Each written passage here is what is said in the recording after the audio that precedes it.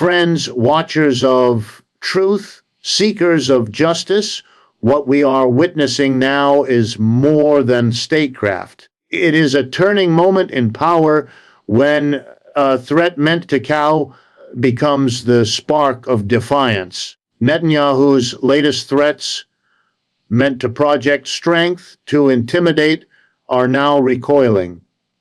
Erdogan, with resolve, has declared what I call a double war, a war of politics and morals, of steel and conscience. That is not hyperbole. It is strategy, and it demands our attention. When leaders use threats as instruments of foreign policy, they expect deterrence. They expect the other side to hesitate, to retreat, to calculate the cost of resistance and decide that it is too high. But sometimes threats do not work as intended. Sometimes they create the opposite effect, a blowback that reshapes alliances, escalates conflicts, and undermines the very authority of the one who issued the threat. This is precisely what we are seeing now. Netanyahu's latest hardline threats, meant to project Israeli strength, are no longer echoing as deterrence.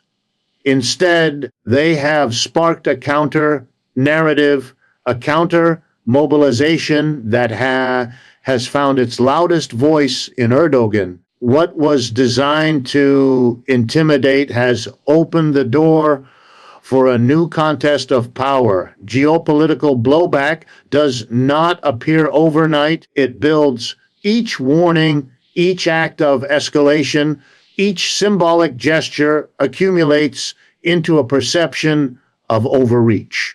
Netanyahu framed Israel as a super-Sparta, a society prepared to endure siege and isolation for the sake of survival. That framing might have been intended for domestic unity, for projecting resolve to allies and adversaries alike. But it also sent a message: Israel is willing to operate outside the normal rules of economic integration and diplomatic compromise.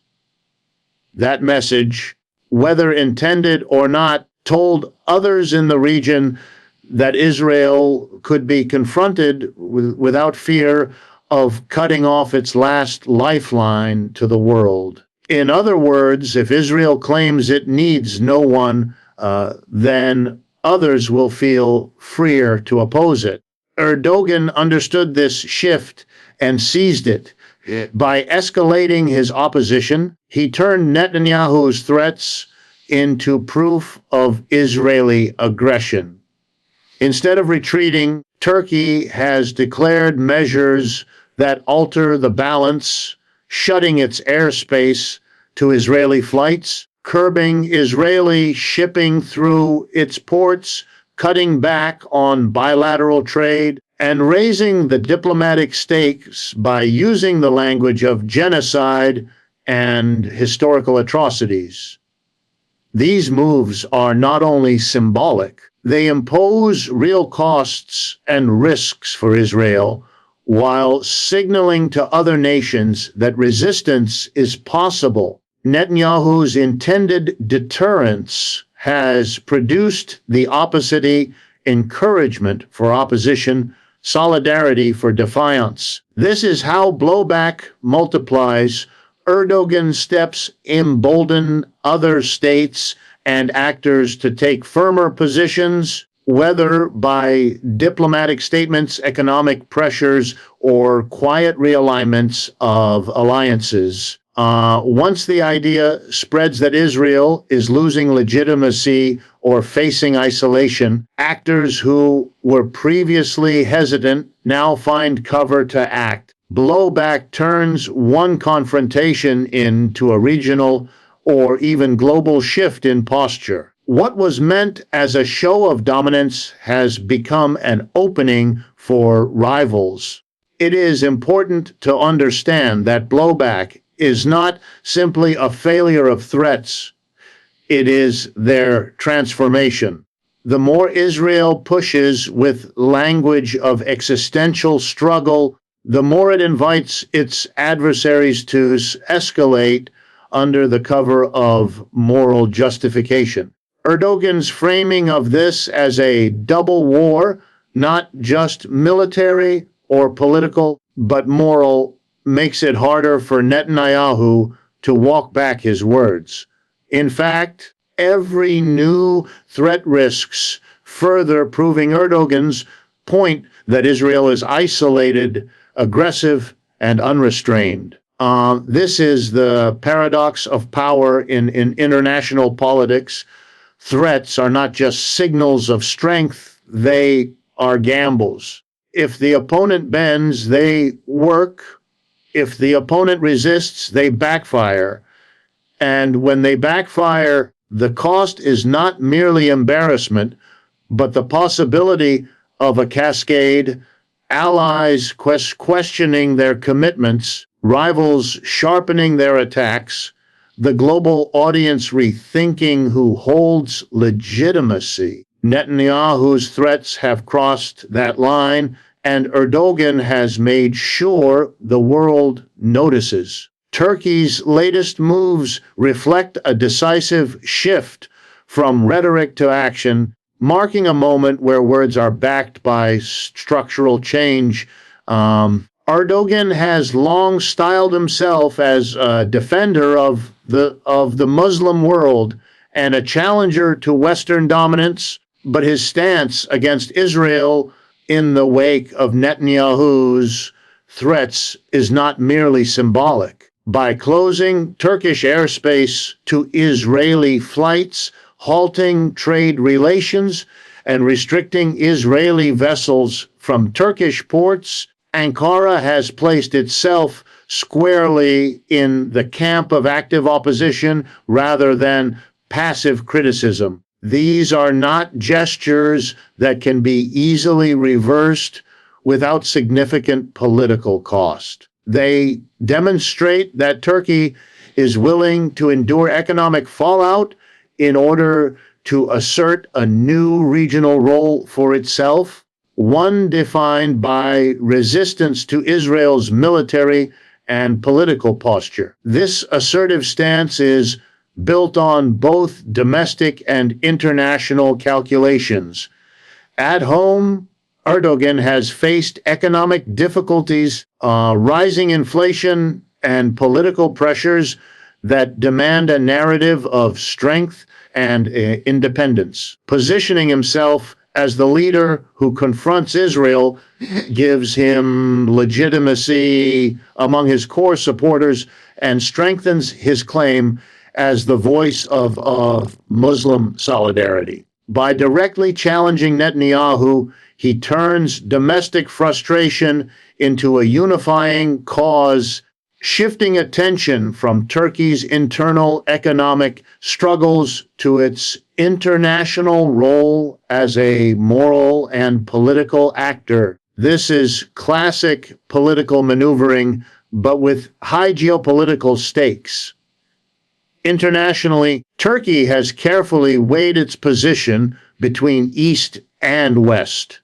As a NATO member, Ankara cannot openly sever itself from Western institutions, but Erdogan has repeatedly shown his willingness to defy them. His balancing act with Russia, his independent position on NATO expansion, and his frequent clashes with Washington and Brussels all reflect a strategy of pursuing autonomy. In this context, challenging Israel allows Erdogan to further demonstrate that Turkey will not simply align with Western consensus. Instead, Turkey is carving out its own pole of influence, one that appeals to Muslim majority countries and resonates with global audiences frustrated by double standards in international law. This assertiveness also reflects a long-term vision. Turkey has ambitions of being a regional hegemon, not only militarily, but diplomatically and culturally. By taking on Israel directly, Erdogan presents Turkey as a counterweight in the Middle East, distinct from the Gulf monarchies that have normalized ties with Tel Aviv. This gives Ankara a special position, the defender of Palestinian rights and the nation willing to pay a cost for principle. Such positioning enhances Turkey's soft power and allows it to speak with authority in forums ranging from the Arab League to the United Nations. Erdogan's tone has been uncompromising. His accusations of genocide, his comparisons of Netanyahu to the darkest figures in history, and his framing of this as a moral struggle raise the stakes far beyond the level of standard diplomatic disputes. These are not words chosen for negotiation, they are words chosen for confrontation. When paired with concrete actions, they signal that Turkey sees this as more than a temporary quarrel. It is positioning itself for a sustained campaign of opposition, one that will test Israel's capacity to withstand not just battlefield resistance, but also growing diplomatic and economic isolation. In this light, Turkey's assertive posture is both a challenge and a gamble. It is a challenge to Israel's vision of itself as untouchable, backed by Western powers and military might. It is a gamble because Turkey itself risks economic damage and strained relations with allies. Yet Erdogan seems prepared to accept these risks, confident that his country's strategic position and moral narrative will carry weight in the long run. By making this stand now, Turkey seeks not only to check Israel, but to elevate itself as a decisive voice in the future of the Middle East. Economic and diplomatic isolation is one of the most significant consequences a nation can face, particularly when its survival and legitimacy depend on global trade networks, financial flows, and international recognition.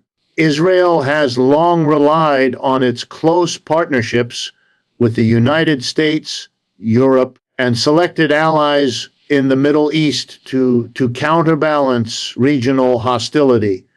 Yet, Netanyahu's increasingly hardline approach, coupled with his recent threats, is eroding those pillars. What was meant to project resilience and self-reliance, the so-called super-Sparta vision, is instead accelerating the perception that Israel is preparing for a future where isolation is not only tolerated, but embraced. The risk is that this self-imposed stance becomes a self-fulfilling prophecy, pushing away potential partners and deepening hostilities.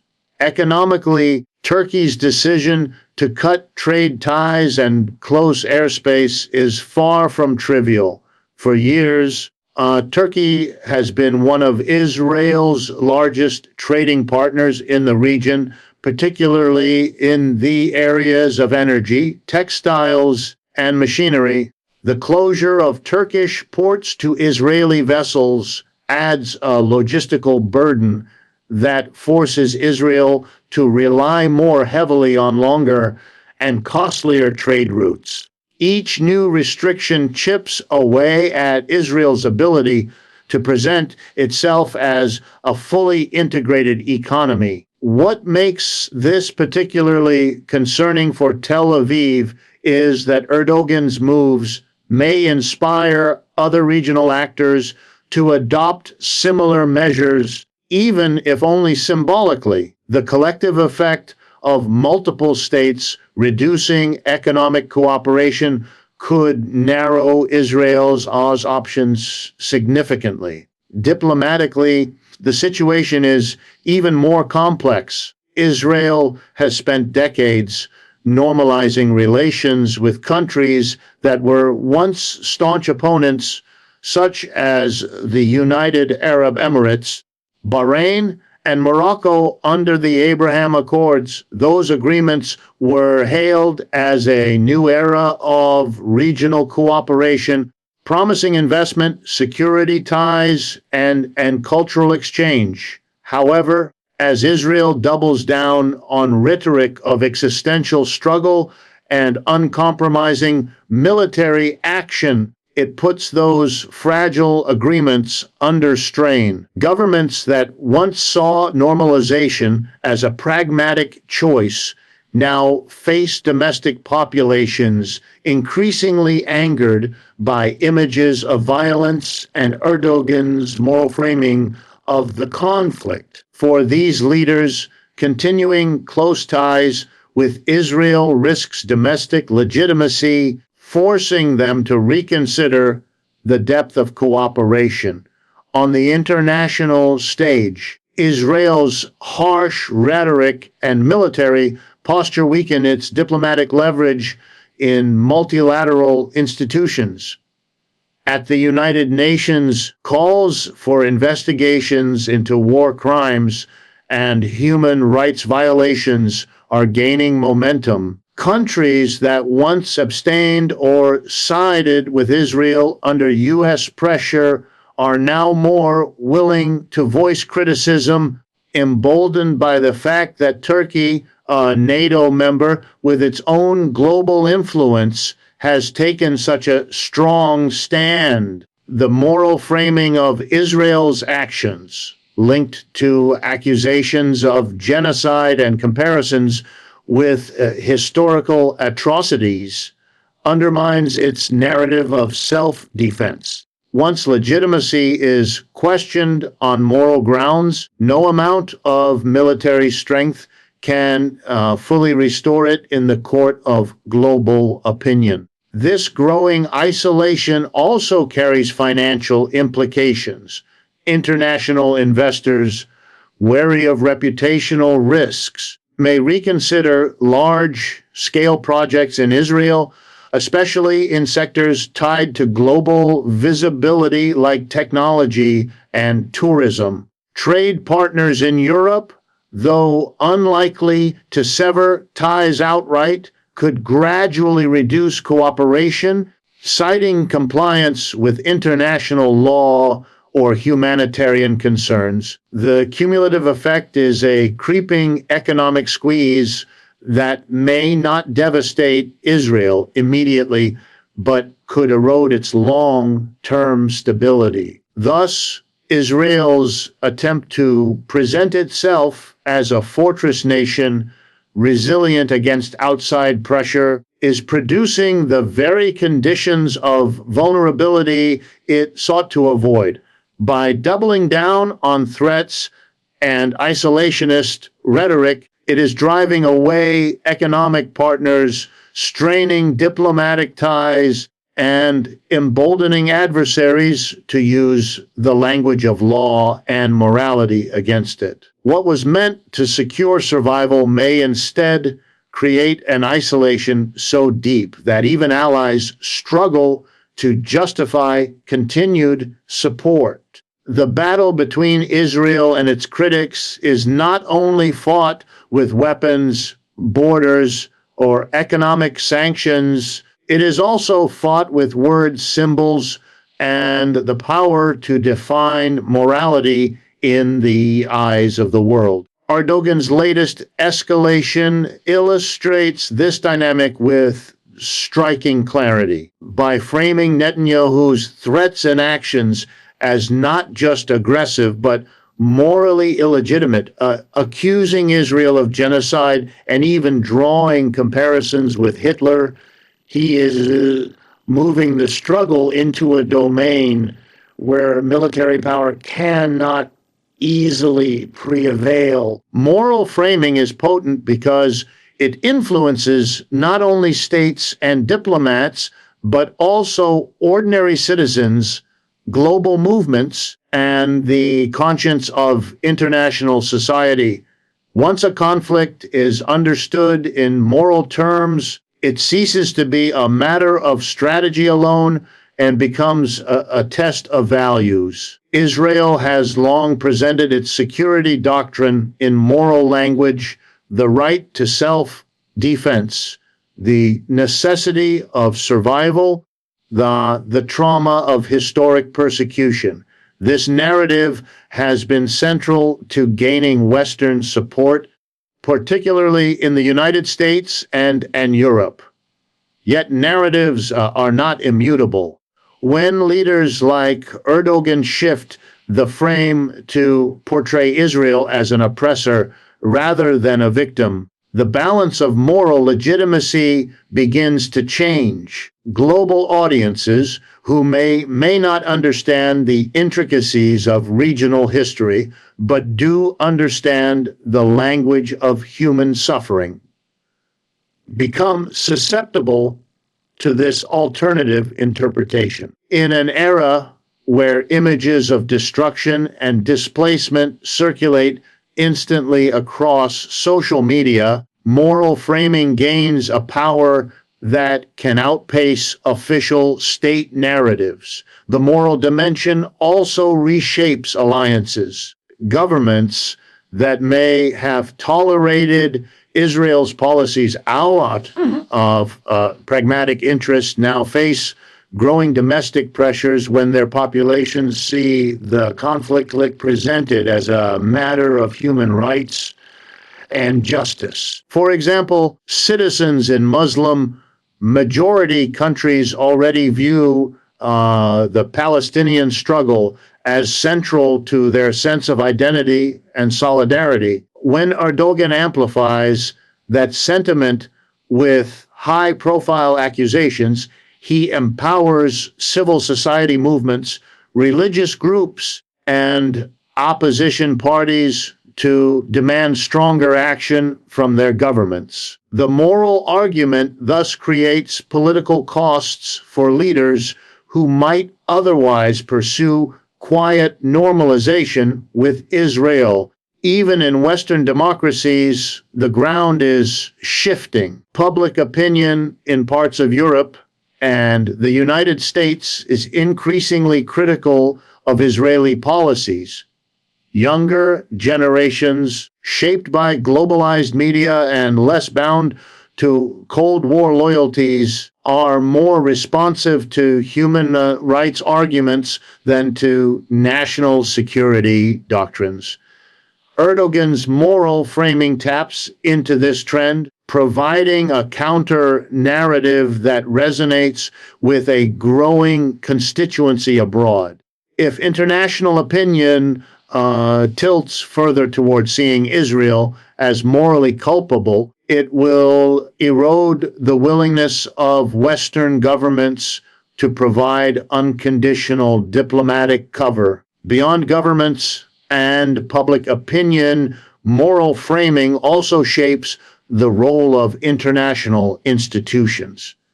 The United Nations, the International Criminal Court, and human rights organizations are sensitive to the language of morality and legality.